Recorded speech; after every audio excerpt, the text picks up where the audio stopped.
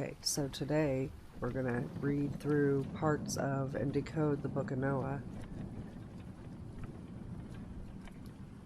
Methuselah took a wife for his son Lamech, and she bore him a man-child. The body of a babe was white as snow and red as a blooming rose, and the hair of his head and his long locks were white as wool, and his eyes were like rays of the sun. When he opened his eyes, he lighted up the whole house like the sun, and the whole house was very full of light. And when he was taken from the hand of the midwife, he opened his mouth and praised the Lord of righteousness. His father Lamech was afraid of him and fled, and came to his own father Methuselah, and he said to him, I have begotten a strange son. He is not like a human being, but resembles the children of angels of heaven, and his nature is different, and he is not like us, and his eyes are as the rays of the sun, and his countenance is glorious. And it seems to me he is not sprung from me, but from the angels. And I fear that his days of wonder may be wrought on earth.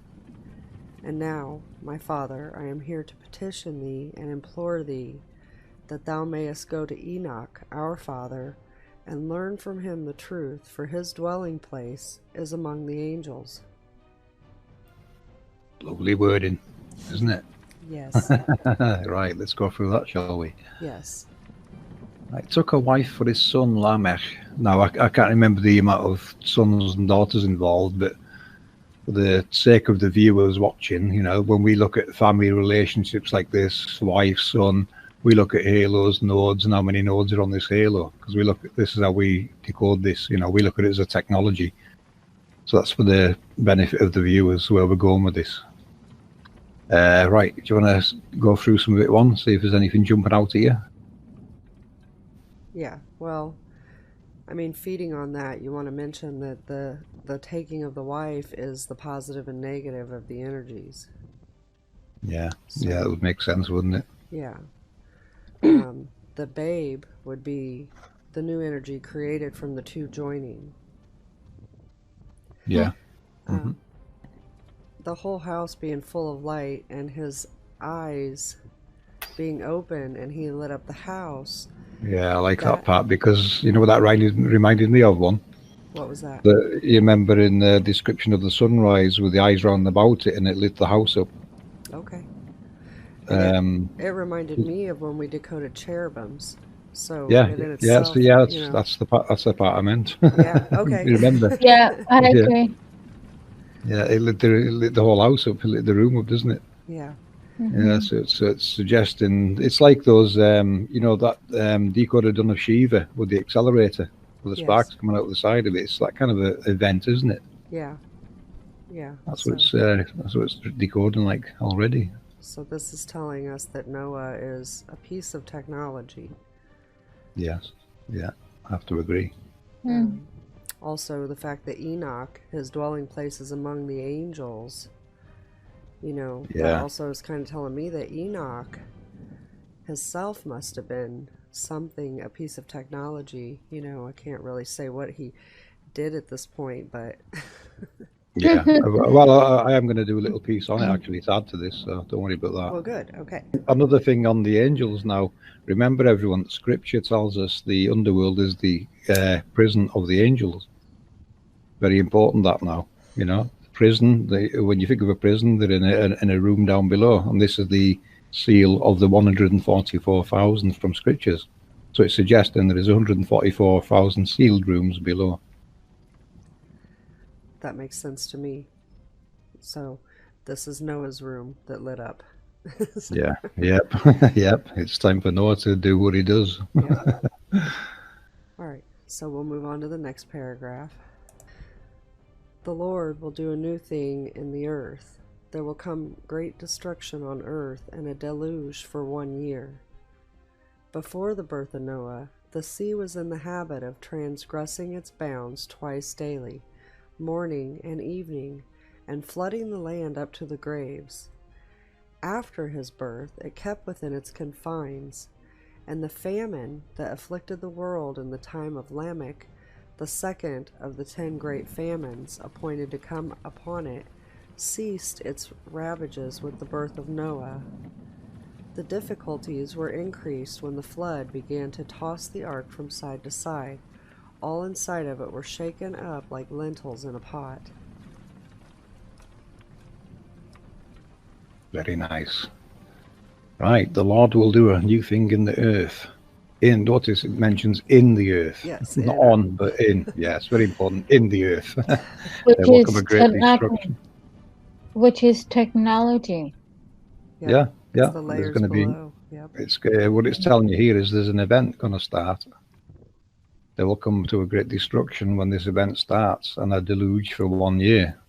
Now that's this ties in with the End Times video 1, doesn't it? This is continuing on from video 1 about this the End Times destruction. Mm-hmm. So what we're looking at is this cycle starting. Exactly. Anything you want to put on that one? No, I agree. The cycle is starting now, and it will go for a whole year. Which in other way, I don't know. Which in other words, technology is gonna change, or it's gonna move a different, or what? Technology. To me, it's like it's gonna be, like you said, it's gonna be a whole year, but technology can also be the one who's gonna destroy it from underneath. Yeah, that's what it's telling us. It's a cycle, a technological cycle that's going to happen, and it seems to happen about roughly every 394 years, going by the maiden long count calendar. Mm-hmm. They seem to be counting down to this one, I think, with that calendar. Yeah. So the link to this actual text will be in the description, so everybody can go read the whole thing. We pulled out bits and pieces to read here, but it does mention how the water not only rained down, but it came up from their feet. That is in the text. It's just quite a long little book, so everyone should, I encourage them to go read it on their own, read the whole thing. Mm-hmm. Definitely, yeah. And look at it like we look at it. You're looking at events, cycles, mechanisms, processes. This is what we're decoding here. This is parts of a large process. Okay, before the birth of Noah, the sea was in the habit of transgressing its bounds twice daily, morning and evening, and flooding the land up to the graves. Very interesting. It mentions twice daily because the pressure changes that's recorded daily currently is taken exactly the same times. If they're recorded twice daily, the pressure changes. So that now relates to what we put out in the. So it changes twice. Yeah, twice daily. Yeah. What it's telling you is it's pressure changes. In the Power and Glory video, I was demonstrating how the star halos are very much involved in expansion and compression, and what that's telling me there is it's directly related to the star halos, or at least one or more. It doesn't tell you how many, but you're looking at star halos of these pressure changes. But even a separate entity can still have these pressure changes as well. Well, depending what it's doing. Like you just said, how many, what was it? How many something? But anyways, it's two, so it's two technology that are together, like pair, and one does one and the other one does the other one. One's controlling both. It's exactly. But one in the morning and one at night. But it can also be two a different technology. The one we have now and the one's coming of a different way of technology, and it's going to be 1 and 2. I think. I don't know. I might be wrong. Also, reading into that, you've got to look at this as a modification to stop this process happening, because what it's in there, it was in the habit of transgressing its bounds. So this technology was obviously designed to help stop these problems and the flooding. So this mechanism is a fail-safe mechanism, it seems to me. Or it seems to me now it's an addition to help a bigger process.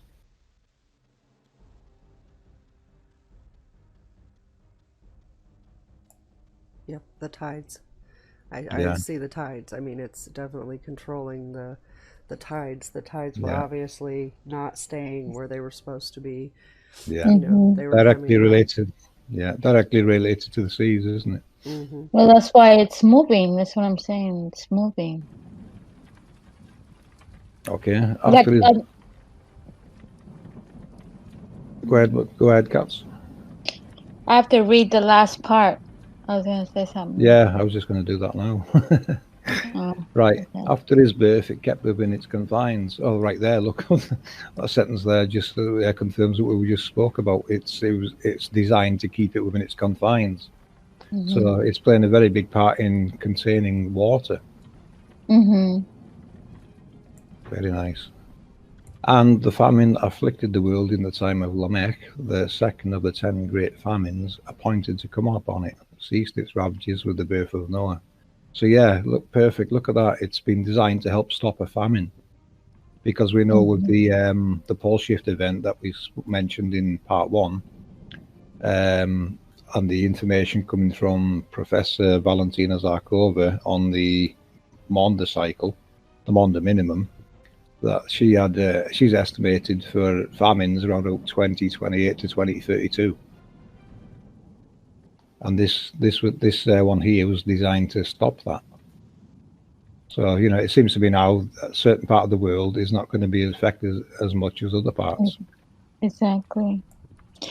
Can you think like one part can do the first, and then it can take a little bit, and then the second part will move? Oh well, like the day and night, like you said. Like one is the first one is the up, and then the little ways, a little tiny, and then the second will move, which is the second technology. Yeah, well, this might be a second one that was added when you think about it, because this has now been designed to create a balance that Mm-hmm. wasn't there before. So I think Noah was designed for some kind of a balance, Mm-hmm.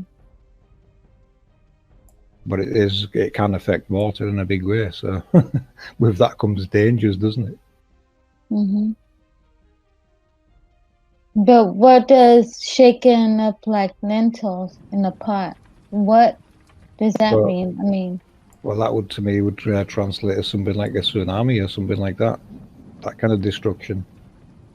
Anything in its path is going to get swept away. mm-hmm. Also, we're talking about the deluge. So I want to just throw in there that this famine, these waters coming up out of their bounds they would completely flood all the fields every time. They would lose their food, right? Mm-hmm. This would create what people call the mud floods. Oh yeah, yeah, definitely the prime suspect for all the mud flood events, which there is channels out there covering them in a big way. I would recommend, if anyone wants to look into mud floods further, is go to Martin Leakey's channel. He's got some fantastic coverage of it taking place everywhere. And if he looks at the timeline of these, he might just tie it into this event that we're speaking of, because we think this is the reset event. This is the event everyone's looking for in history, where everyone's golden age all of a sudden came to an end. We think it is this event. This is how important this is. And going by the data in the last video, it looks like it's due to start next year. Mm-hmm. We're not here to scaremonger, but when we come across data like that and the scientists coming forward and stating so, then we have to go with it and put it out there. So forewarned is forearmed, isn't it? Yeah. But that's where we're at. We're trying to decode scriptures, the world model, everything into an event of cycles. Cycles we can see on the Antikytherian mechanism, cycles that seem to be involved in the Nazca line configuration. There's a lot of cycles going on here. You look at some of the calendars, the main calendar or the Tzolk'in calendar that Jason done a decode of. They're all about separate events. There's events for each luminary and other events that we should all be very well aware of, and we're not anymore. All that knowledge seems to be lost. So that's where we're at today. We're trying to relearn what was once learned.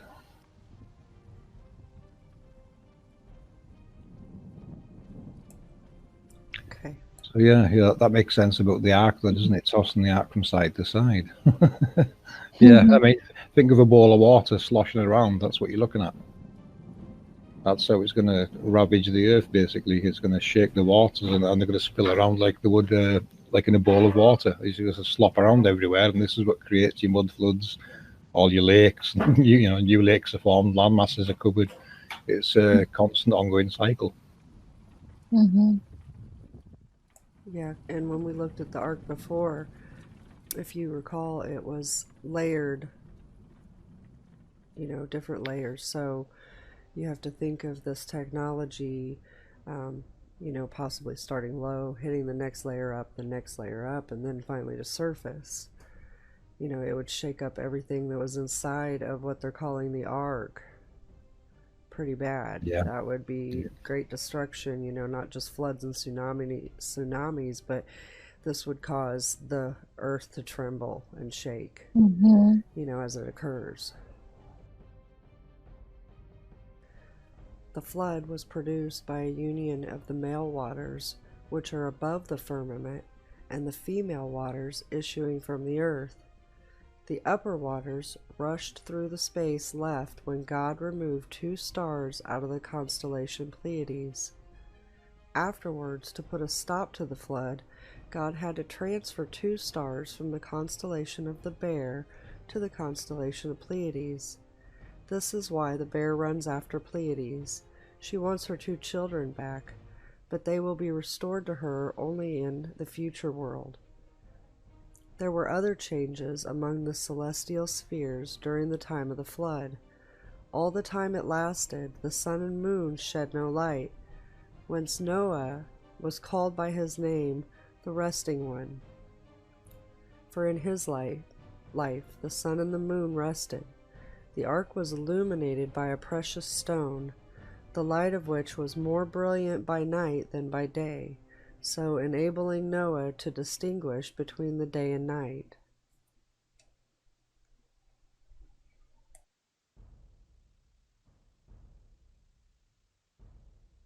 Right, lovely that.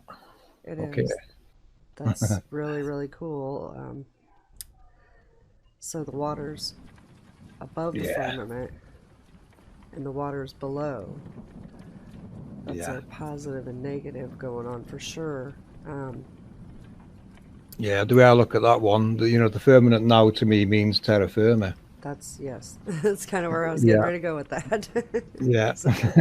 I'll just put this in there because, we have to show people there is a different perspective you have to start decoding this from, because if you stand in the underworld and you say the waters above, it now makes a lot more sense that they're actually talking about the seas where we live.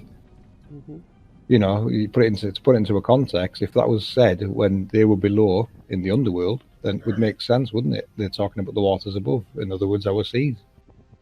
And what it's saying there, the flood of the union of the male waters and the female waters, that's just the electrical energy from above and below, which we know will affect water.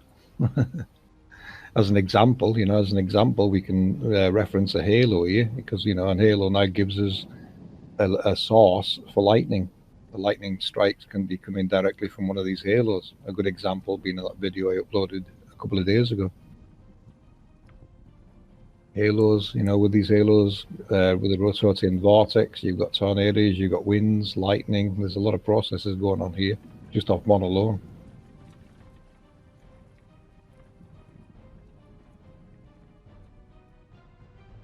But yeah, getting back to this. That's okay. Now think about if there were 2 stars removed out of one of these halos, that would completely throw off the electromagnetism going on. It would break the cycle. It would cause chaos. Which will be unbalanced. And we have to remember always that what we're talking about above is below. It's as above, so below. So there is stuff going on in these layers underneath that we see above in our heavens. So the stuff removed was actually in the underworld,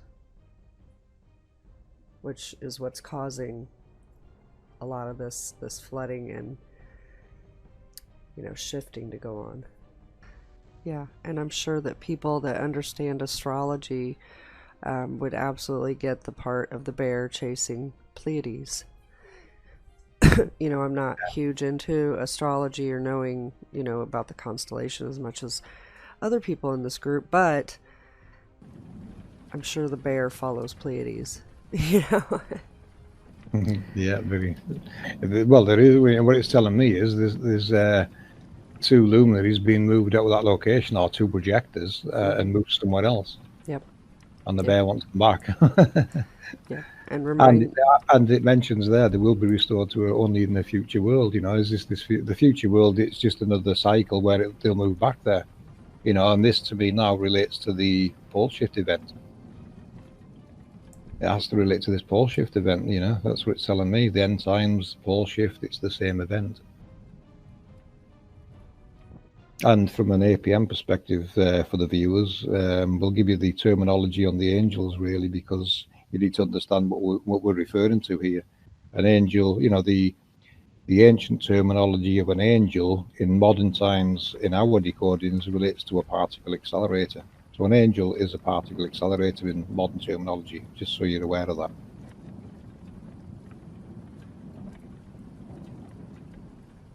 So you can see now how there's a relation as above, so below, the physical model in the underworld and the projection in the heavens, which we've showed plenty of in our videos and presentations. Visible, recordable, observable phenomena. Jumping back to this, there were other changes among the celestial spheres during the year of the flood. Yeah, I can imagine that. You know, this is what the Hopi prophecy from video 1 was talking about, the luminaries moving around in the skies, your red Kachina and your blue Kachina. It's the movement of luminaries, you know, the signs are in the heavens. It tells you this in script. It shows you now, you know, your scripture, it's basically a survival manual for this realm. It really is. It's the instruction and survival manual of the realm. If you can decode it correctly, it's all there. It just needs decoded back to its original context.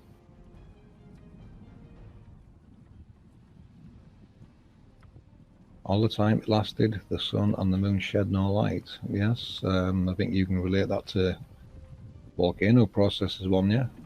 Okay, so I just wanted to mention that the Pleiades are known as the 7 sisters, and just thinking more on it, if we're the future world already, was, you know, did it used to be 9 stars in that set, or 5?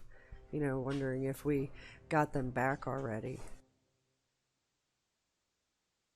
Yeah, good question. You know, that's we need help from people that read the stars here, don't we? You know, that know the things have moved from one place to another and when they're due back.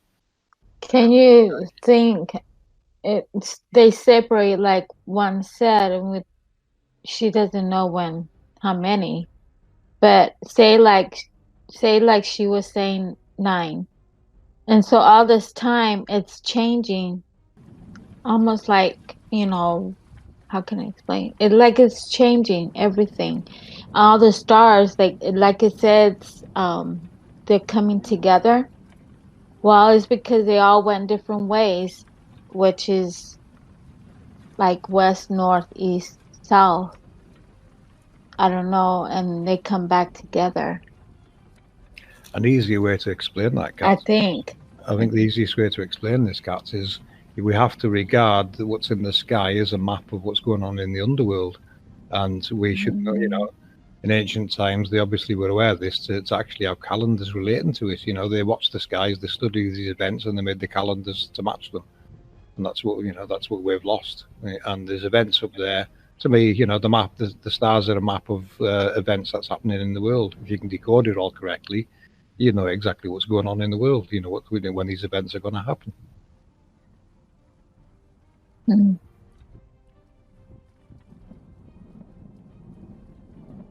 And it shows, you know, that shows in the main calendar. If they're counting down to these destructive cycles, it tells you a long time ago they were planning for destruction and famines. They were trying to plan ahead and, you know, stock up on supplies basically for these events. Mm-hmm.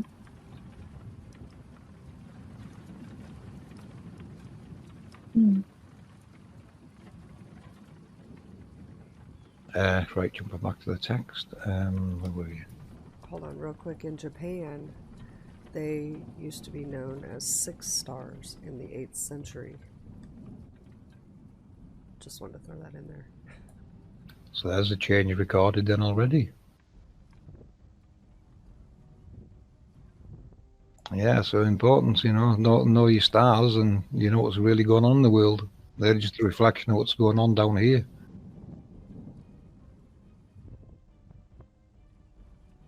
Anyway, let's get back to this text. There were other changes that we've done that bit, haven't we? Oh, the moon shed no light one. Do you want to elaborate on that more? Why it would shed no more light? The sun and the moon?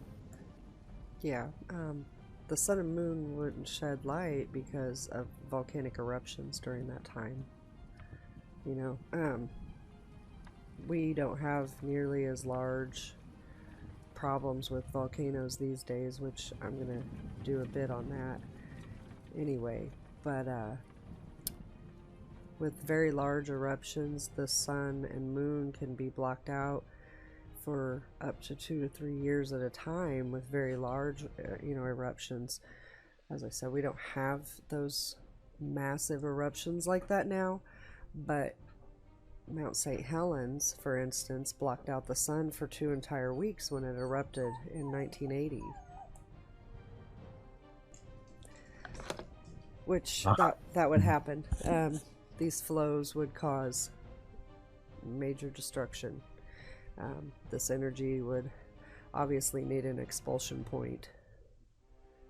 You know, all this stuff happening, as we've mentioned in the past several times, requires a waste dump system. Yeah, and we've covered that well in a few videos now, haven't we? You know. Yes, and we'll keep going over it until people understand. Yeah. The more angles you come at it, the more you get to understand the process more. And that's what we're doing here, isn't it? We're looking at everything we look at always takes us back to the grid and the map and just another perspective of the same thing.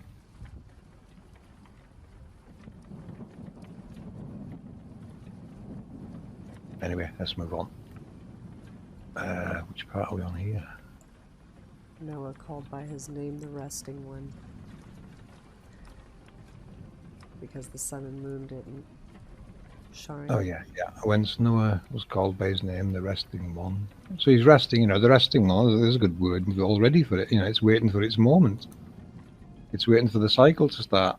Timed event, isn't it? It's telling you right there in that sentence. The resting one's just resting, waiting for its moment to come and do what it's supposed to do. But in his life, the sun and the moon resting.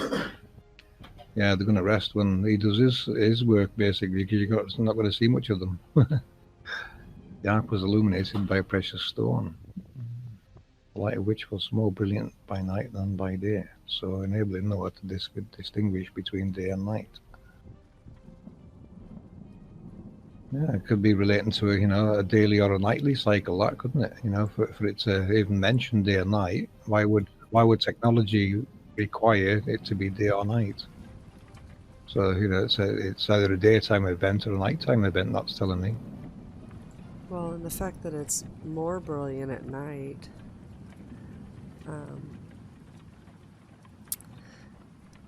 it made me think of the whole Venus thing. How it used to be known as 2 entities, not just one. They used to have the evening star and the morning star, not one thing doing both.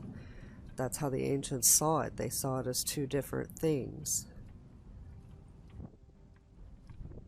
And it just reminded me of that possibly that part may have to do with Venus lighting up more in the night. Could well be, yeah, because if the sun and moon's blocked out, the next brightest light is going to be Venus, isn't it? The duration of the flood was a whole year. It began on the 17th day of Heshwan, and the rain continued for 40 days, until the 27th of Kislew. The punishment corresponded to the crime of the sinful generation. They had led immortal lives and begotten bastard children, whose embryonic state lasts 40 days. From the 27th day of Kislew until the first day of Siwan, a period of 150 days, the water stood at one and the same height, 15 ells above the earth. During that time all the wicked were destroyed, each one receiving the punishment due to him. Cain was among those that perished, and thus the death of Abel was avenged. So powerful were the waters in working havoc that the corpse of Adam was not spared in his grave. Amazing stuff. So, a year of flood began on a certain date. I'm not sure what Heshwan relates to. I believe that's the Hebrew calendar. Ah, right. Okay. So, well, there's a nice event then, a calendar event, isn't it? Obviously, that calendar was marking it down as well. Why would it begin on, the 7th? That Heshwan must be the start of this cycle. And it's on their calendar. Does that tell you the same thing, Mom? Yes. Their calendar's already got this event marked down to start on that date. Yes. And in that year, whatever year that this happened, yeah. Time is kind of screwy, so I don't want to get too much into that. But yes, definitely there was a point where it started. It was recorded in history. Yeah. And if we learned the Hebrew calendar more, I'd say that it's probably findable. Yeah, even in the next part, until the 27th of Kislew. So there's another, there's an end time for it. already in the calendar. Punishment corresponded to the crime of the sinful generation. Yeah, sinful, that does not relate to humans, really. It's nothing to do with humans, this sinful thing. It's totally related to something else. We've got to remove humans out of the equation and look at it as technological processes. With the sinful generation, let's step back to where we began with the tides coming out of their bounds. So sinful is going against the rules pretty much. And we have to look at generation in terms of, energy being generated, or the cycles, like one full cycle would be one generation. We're not talking about human generations, we're talking about energy and cycle generations. Yeah, lovely etymology one. That's what you got to look at it, you've got to, what one did there, people, you've got to look at it and break it down. What's it really telling us, and how does it fit in with the process? Yep, lovely one. Yep. Led immoral lives and begotten bastard children. Now, the bastard children, very interesting. That I've seen that before, and I've never thought about it. But that single solitary halo that that 1111 code captured the other day, that could be exactly one of these things. It's a stationary halo. Right. That would fit in with that sentence, wouldn't it? It would. It just, Yeah. It has no positive around it, which maybe was why it was just, like a shadow. Yeah. But to me, it's telling me that these bastard children are just like solitary halos that are related to a bigger process. So they will, they will react to it in some way. They're part of a bigger process going on. So it tells me Noah, or events related to Noah is going to activate other technological processes, and these would be what they would call the bastard children. Ones that are under them, related to them, but not from them. In other words, it's totally separate entities again. And whose embryonic state lasts 40 days. That's the same as the flood. It rained for 40 days, so that must have been its forming period. You know what I mean? Its cycle. growing period, the 40 days. Yeah, who's Emily State last 40 days? Yeah, so so they'll run for 40 days basically. These halos. That's what it's telling you. With, you know, whatever their process is up there in the sky, they'll be doing it for 40 days, and we know it's already related to rain events, don't we? Yep, and then if we move on, after it rains for the 40 days, and then the water stands at the same height, it's not allowed to, drain. It stays there. Yeah, yeah. The 15 L's, that throws me because we don't have the proper definition for an L. But that's got to be pretty high to cover the whole Earth. 15 L's has to be huge. It does, yeah. Yeah, we're not talking anything in human terms, are we? It's another measurement we're unsure of yet, but it's a lot larger than we would use.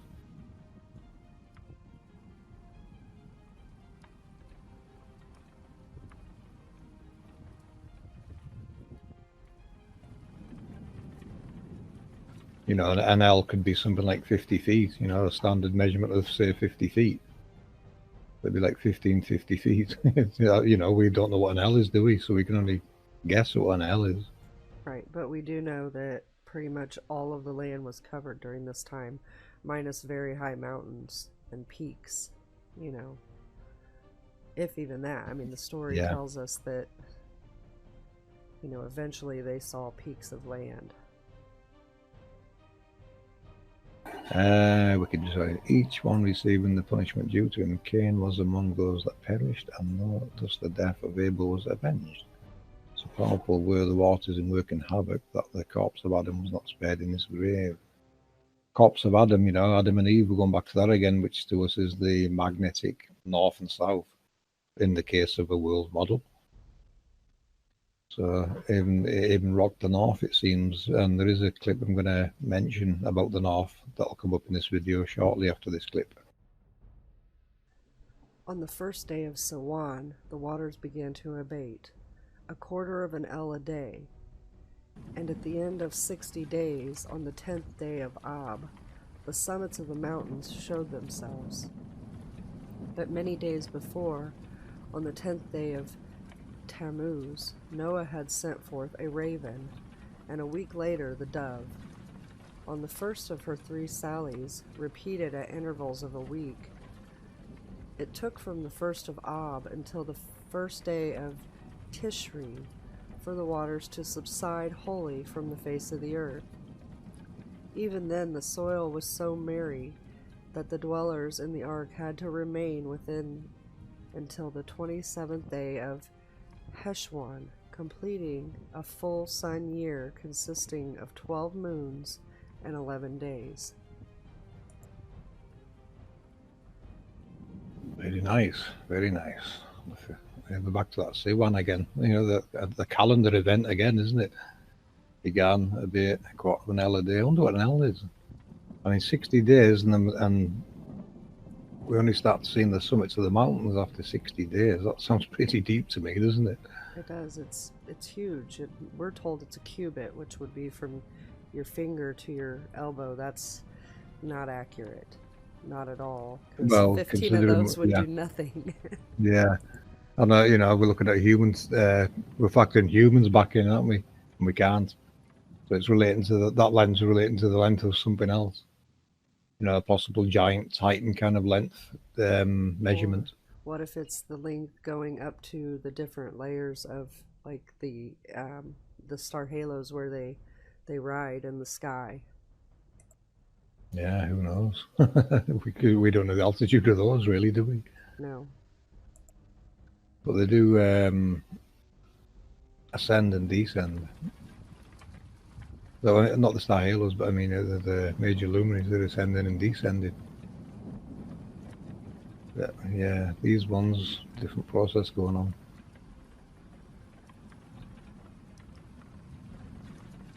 Sent forth the raven, and a week later the dove, on the first of her 3 sallies, repeated at intervals of a week. Right, yeah, it's very slow. I mean, even in today's, you know, we're looking at the levels are still lowering from the previous one, aren't they? You know, they still haven't receded to the original points. Absolutely. And we'll get more into that also in this video. Yeah. But you can see here the soil was so mirry, you know, that they still had to remain in the ark, so they probably would have sunk in the mud. You know, this is your mud floods. Yeah. Oh yeah, it's mud flood. That's that is the cause of the mud floods, 100%. You know, the mud flood is the effect. This is the cause. What was I going to say there now? Even then, the soil was the dwellers in the ark. No, the ark you can now consider could possibly be the underworld. You know, people has gone below ground, or you know, where else would the ark be? It's not a boat on top of this. No. It's, you know, it's got to be, you know, safe havens below or somewhere, hasn't it? You know, completing a full sun year. You know, so you know they've got to wait it out, and then it all starts all over again. So you know, your mud flood fans start, you know, relate that to this event. This is what's causing these mud floods, and you've seen on a few channels now mud flood coverage. If not, go watch them, and you can see how, you know, mankind's recovered from these events and carried on building where the previous ones had left off. That's what you're looking at. You know, they just build on top of old sites and carrying on with life, basically start again, isn't it? Yep, and digging up ones that didn't get built over. They're still digging them up. There's still stuff under the ocean that hasn't even began to surface yet. We see proof of that all over. That's where today's archaeology is, isn't it? You know, it's looking at what's been buried previously. Yeah, massive temples, villages, all kinds of stuff has been buried. We only have to look around the world at these massive ancient sites and think, what the hell happened there? You know, where did the people go? Why does no one remember what all this means anymore? In the year 1569, after the creation of the world, Noah divided the earth by lot among his 3 sons in the presence of an angel. Each one stretched forth his hand and took a slip from the bosom of Noah. Shem's slip was inscribed with the middle of the earth, and this portion became the inheritance of his descendants unto all eternity. Noah rejoiced that the lot had assigned it to Shem. Thus was fulfilled his blessing upon him, and God in the habitation of Shem, for 3 holy places fell within his precincts: the Holy of Holies in the temple, Mount Sinai, the middle point of the desert, and Mount Zion, the middle point of the navel of the earth. The south fell to the lot of Ham, and the north became the inheritance of Japheth. The land of Ham is hot, Japheth is cold, but Shem's is neither hot nor cold. Its temperature is hot and cold mixed. Wow. It just gets better, this, doesn't it?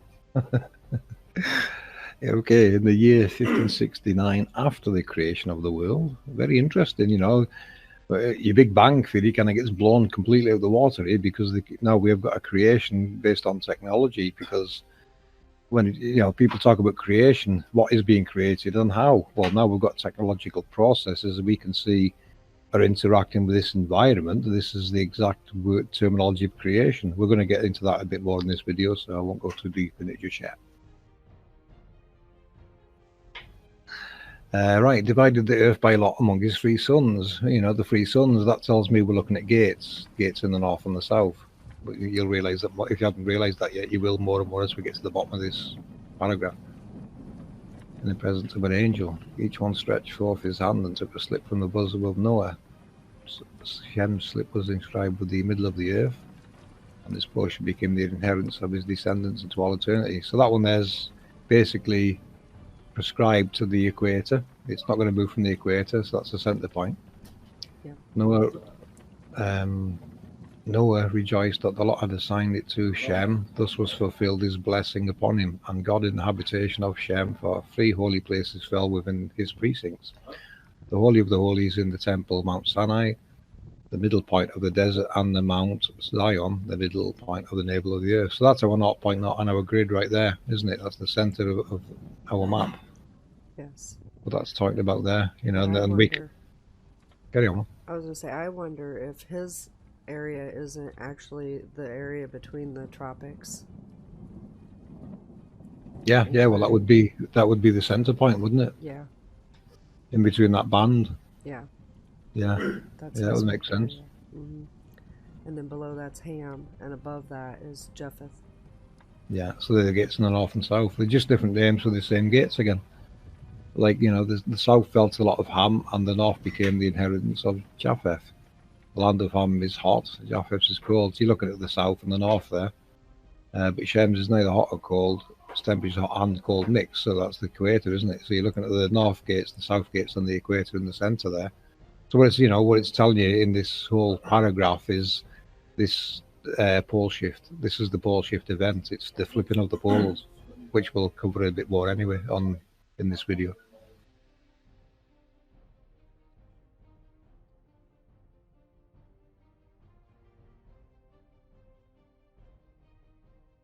Yep, I agree. And that is all we have to talk about on the Book of Noah. But the link will be in the description. I really encourage, again, I'm going to say, go read the whole book because it's very, very interesting.